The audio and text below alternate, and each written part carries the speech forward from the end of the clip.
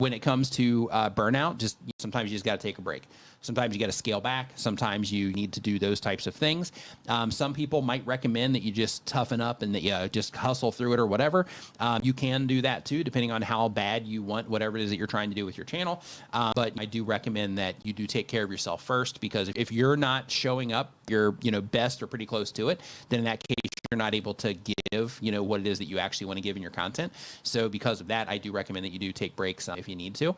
In some cases, that can be a break from what you're doing entirely for a period of time. Maybe you skip the upload this week and just kind of take the that time that you would spend working on content to go out and take some walks, go hang out at a park with your dog, and those types of things, just to kind of do something to kind of shake things up a little bit.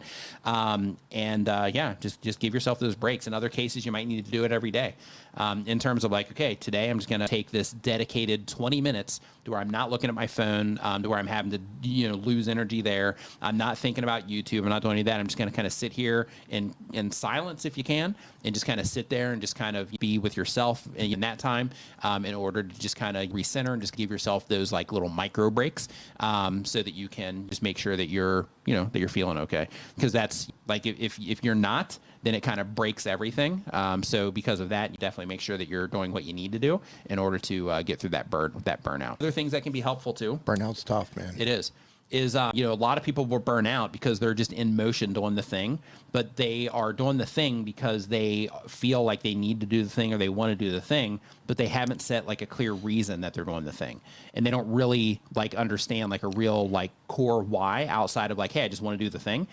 So another thing that can be helpful when it comes to burnout is also just having like a real clear vision on what you're actually trying to accomplish. So then you make sure that you're tracking everything properly. You make sure that, you're keeping tabs on the right things in terms of if you're able to, meet that thing, that the reason that you're doing it for.